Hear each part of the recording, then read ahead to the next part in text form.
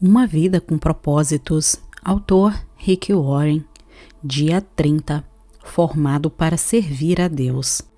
Foram as tuas mãos que me formaram e me fizeram. Jó 10:8. O povo que formei para mim proclamará o meu louvor. Isaías 43:21. Você foi formado para servir a Deus. Deus formou cada criatura neste planeta com uma qualificação especial. Alguns animais correm, outros saltam, alguns nadam, outros escavam e alguns voam. Cada um tem um papel especial a desempenhar conforme foi moldado por Deus. O mesmo ocorre com os humanos. Cada um de nós foi concebido ou formado com exclusividade para a realização de determinadas tarefas. Antes dos arquitetos projetarem um novo prédio, eles primeiro perguntam: para que propósito? Como será usado? A função pretendida sempre determina o formato do prédio. Antes de Deus criar você, Ele decidiu que papel queria que você desempenhasse no mundo e o moldou com as características essenciais ao cumprimento dessas tarefas. Você tem essa constituição porque foi formado para exercer um ministério específico.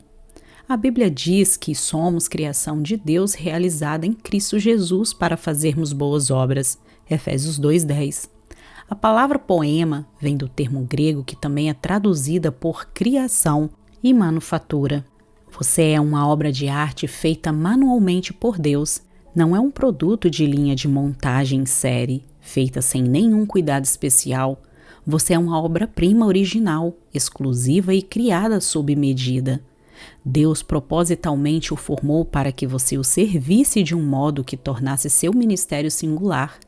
Ele cuidadosamente misturou o coquetel de DNA que o criou. Davi louva ao Senhor por essa magnífica personalização. Tu fizestes tudo com delicadeza, as partes interiores do meu corpo e as unisses no ventre de minha mãe.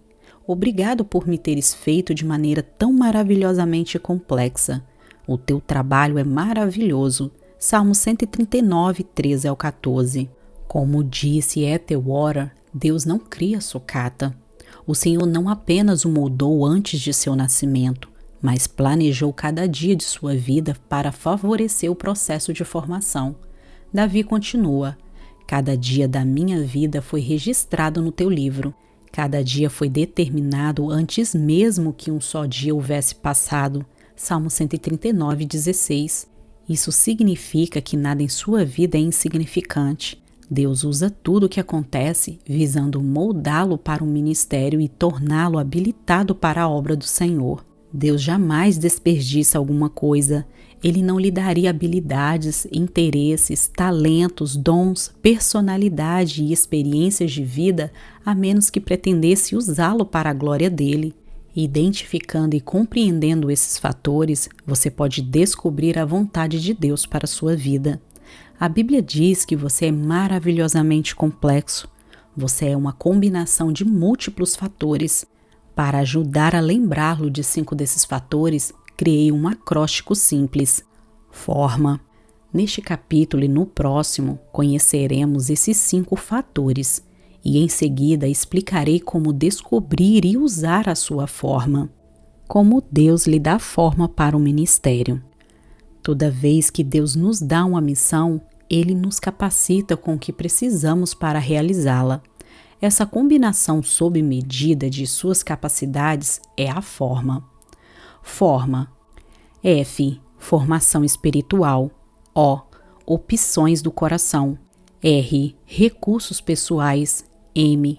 Modo de ser. A. Área de experiência. Forma. Esclarecendo sua forma espiritual.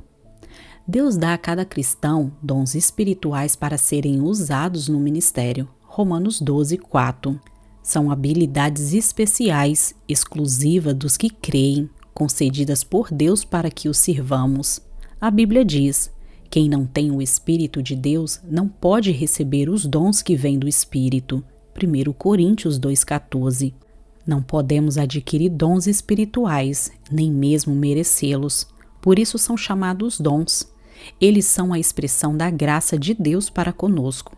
Cristo generosamente repartiu seus dons conosco. Efésios 4:7. Não é você quem escolhe os dons que gostaria de ter, é Deus quem o determina. Paulo explica: é o mesmo e o único Espírito Santo quem distribui esses dons.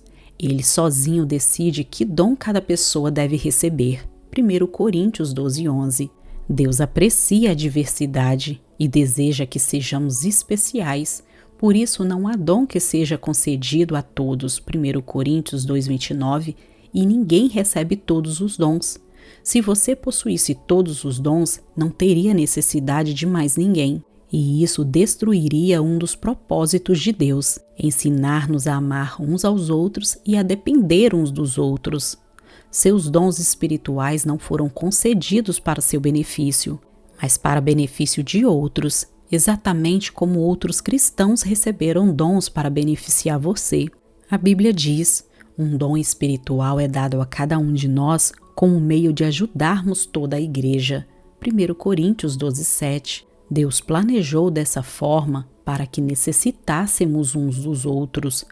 Quando usamos nossos dons em conjunto, todos são beneficiados. Se os outros não usarem os dons, você será frustrado. Se você não usar seus dons, eles serão frustrados.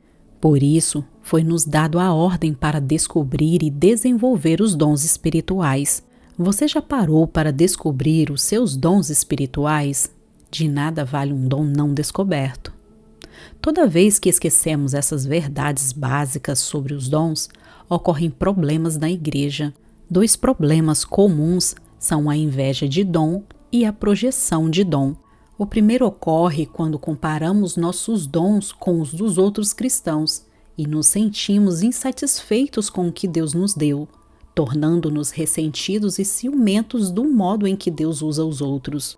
O segundo ocorre quando esperamos que alguém mais tenha nossos dons, faça o que fomos chamados para fazer e se sinta tão entusiasmado quanto nós a respeito desse dom.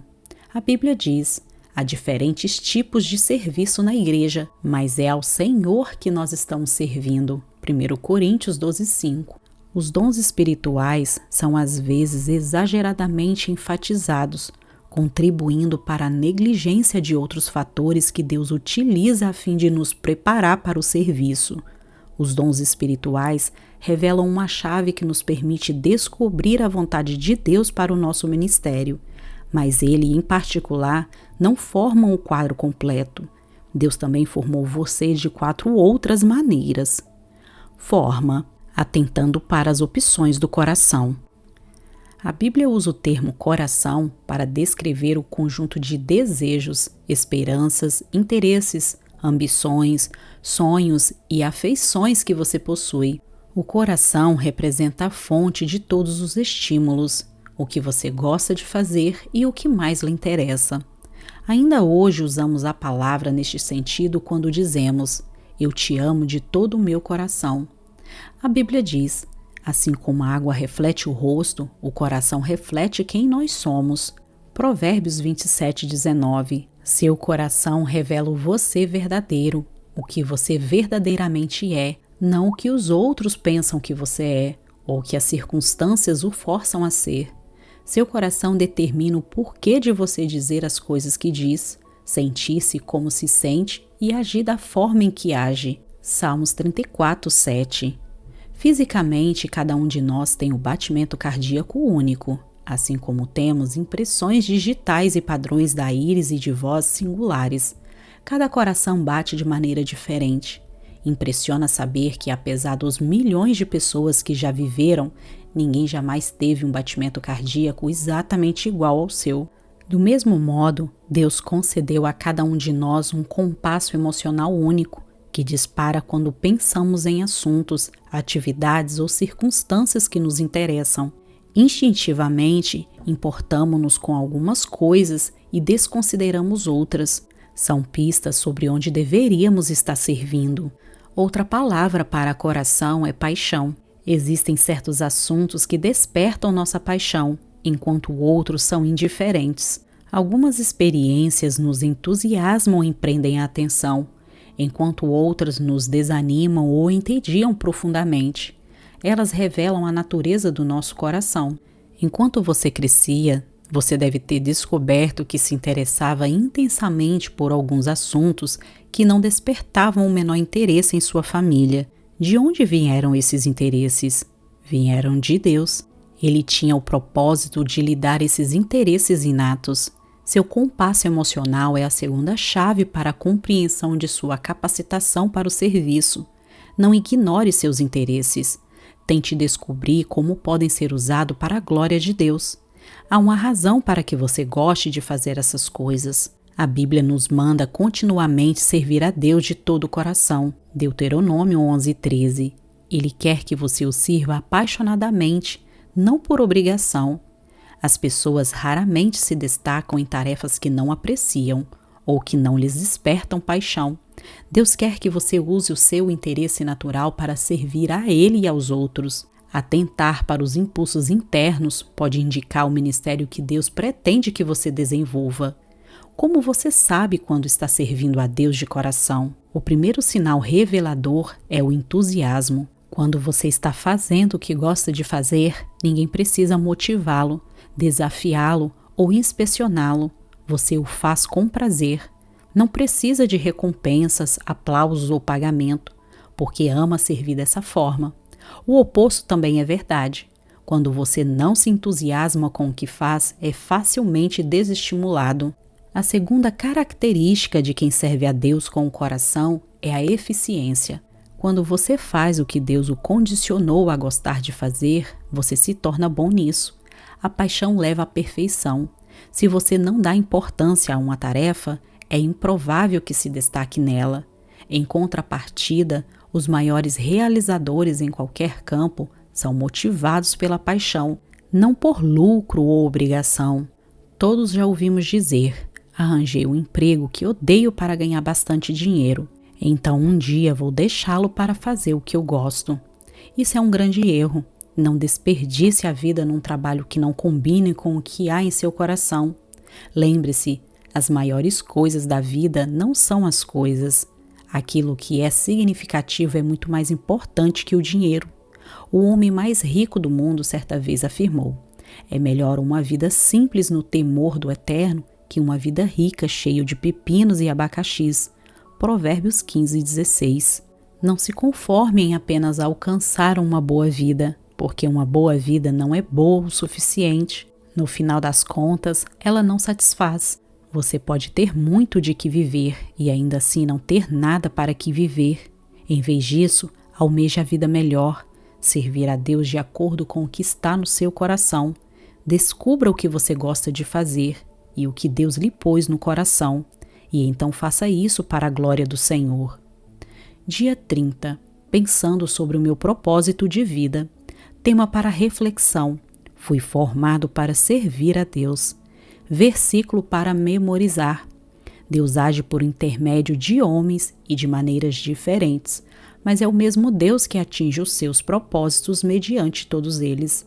1 Coríntios 12:6. Pergunta para meditar. De que modo posso me ver servindo outras pessoas e gostando disso?